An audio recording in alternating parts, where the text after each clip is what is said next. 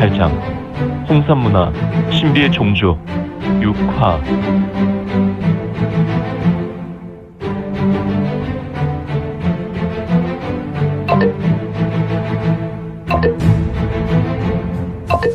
구독과 좋아요, 알림 설정 부탁드립니다.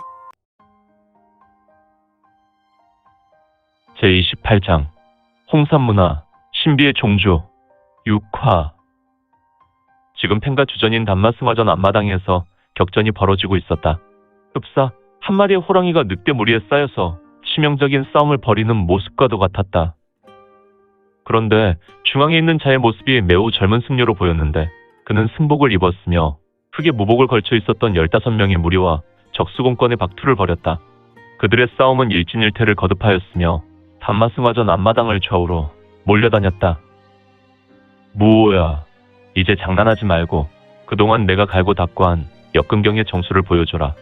너 그런 식으로 계속 아이들 데리고 놀면 너는 괜찮을지 몰라도 이곳 팽가는 천년의 흔적이 녹지로 변할 것이다.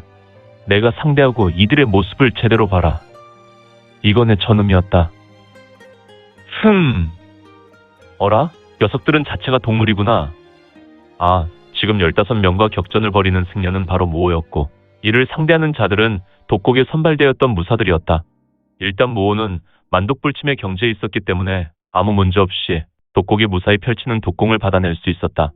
하지만 문제가 있었으니 독곡의 무사들은 만년독지에서 독공을 연성했던 자들로 이들의 독공은 각자의 의지로 숨쉬기만 해도 주변을 독지로 만들 수 있는 공능이 있었다. 그래서 이거는 무호에게 광독삼흉을 상대하며 다급하게 전음을 날린 것이다. 형님 말씀대로 시급하게 해결해야겠다. 역시 형님은 상황을 정확하게 판단하고 계신다. 이들은 단순한 소림사의 박투 중 그동안 펼친 천엽수, 용조수, 호조수, 응조수 등으로는 쉽게 풀어갈 수 없구나. 녀석들은 박투에도 꽤 조예가 깊다. 안되겠다. 달마 역근경이다. 모호의 신형은 금강부동신법을 펼치며 공중으로 비상했다.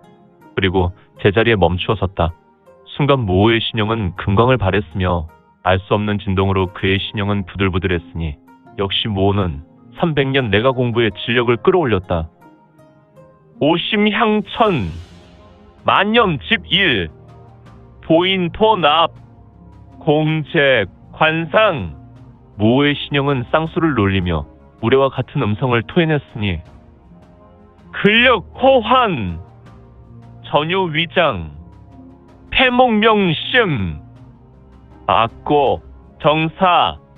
역근경이 전개될수록 15의 무사들은 자기의 의지와 상관없이 좌우로 쓸려다녔고 또한 독곡의 무사들은 힘없이 하나둘 모호에게 끌려갔으니 허허, 도대체가 역근경의 신묘한 공능은 무엇이란 말인가. 이 독곡의 무사들은 속수무책이었다. 수르륵 퍽. 하나의 독곡 무사가 모호에게 신속하게 끌려왔고 이 무사는 어떠한 항거도 할 수 없이 모호에게 끌려와 그의 강철수에 의해 수박이 터졌다. 팍! 푸드득!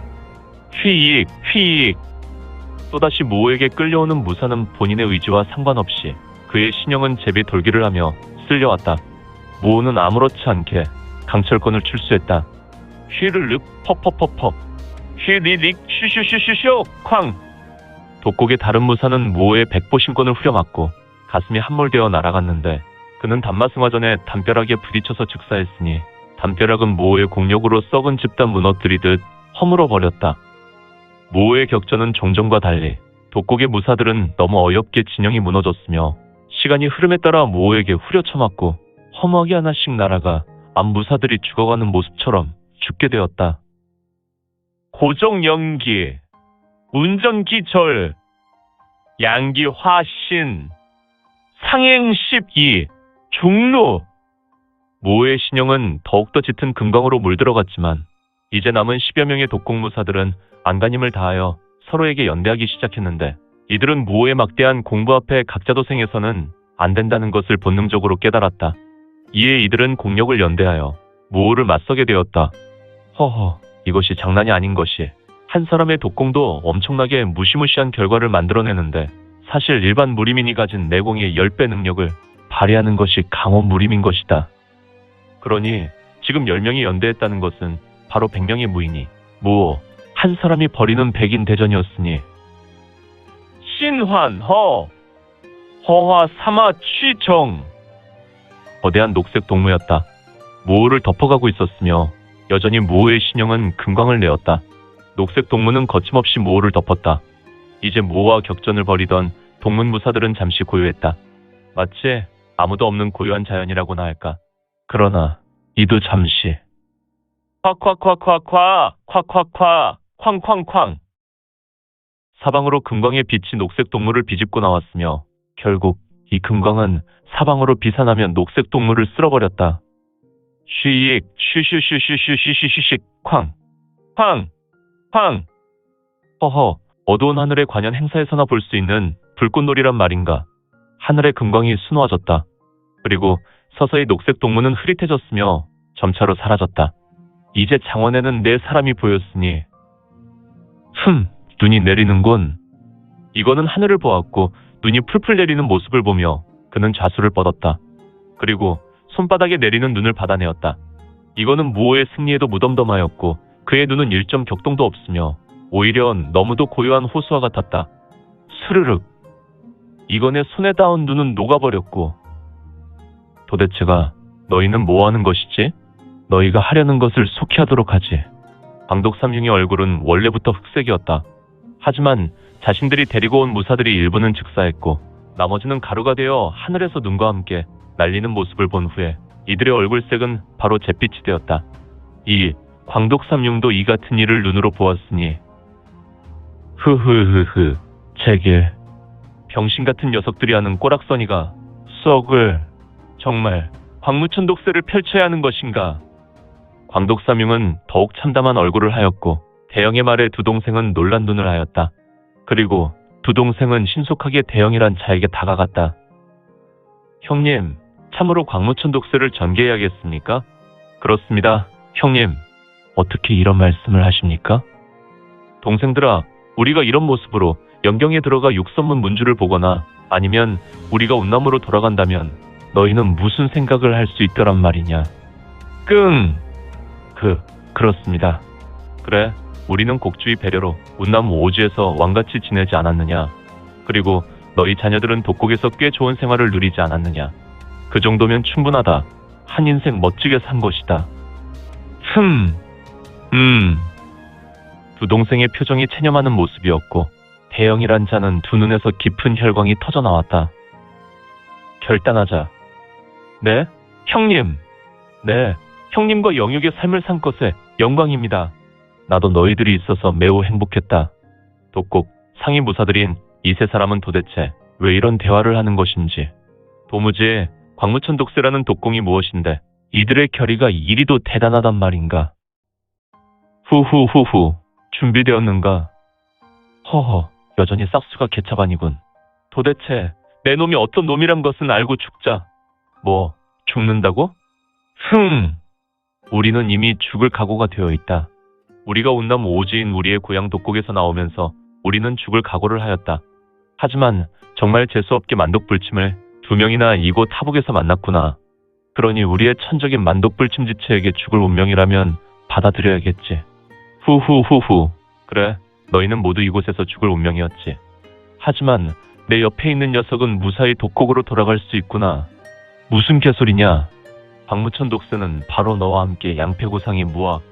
형님, 흥분은 하지 않으시는 것이 녀석에게 우리의 수를 보일 필요는 없지 않습니까? 잠시 침묵하였고 무거운 침묵 속에서 이건의 웃음소리가 들린다. 후후후후. 너희는 내가 너희 무공의 최종화인 광무천 독세를 모르리라 생각하지?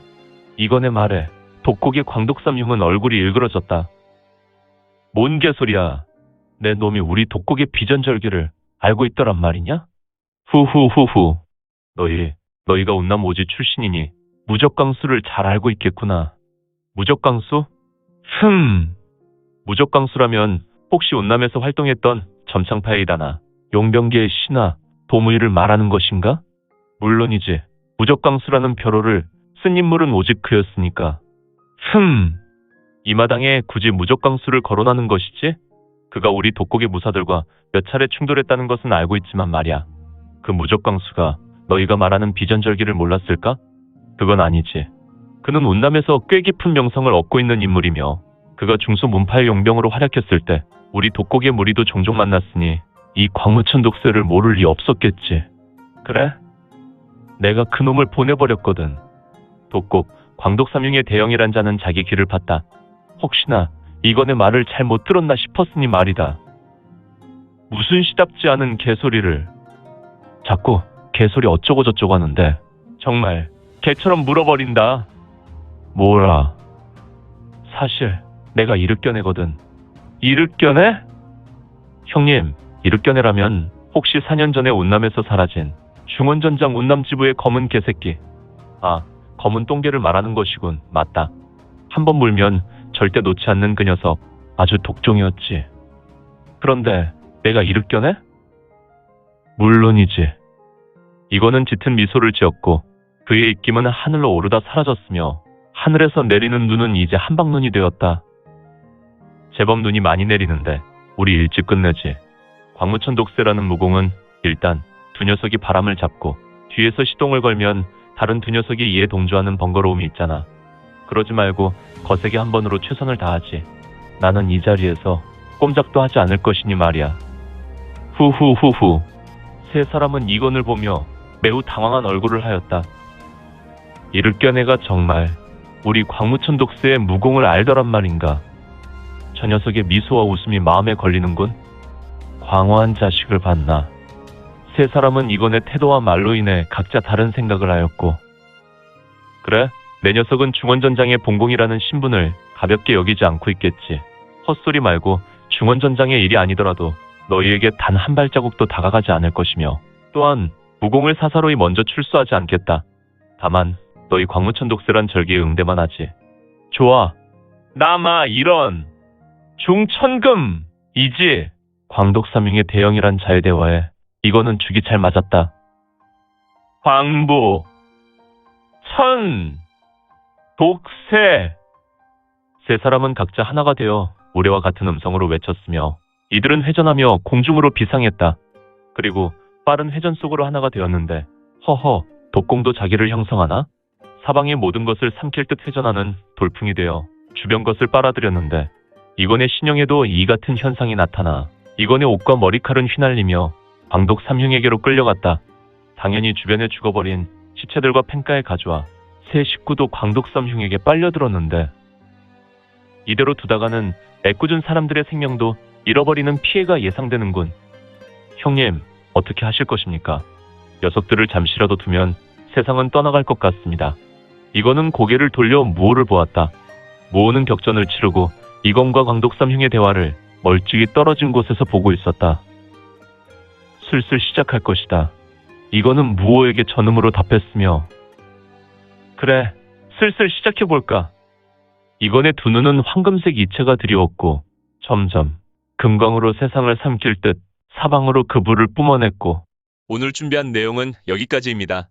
앞으로 우리 민지원에 매거지는 신무협 소설과 더 많은 부동산 정보를 같이 공유하고자 합니다. 계속해서 많은 성원 부탁드립니다. 그러면 오늘도 세상에서 최고로 멋진 하루 되세요.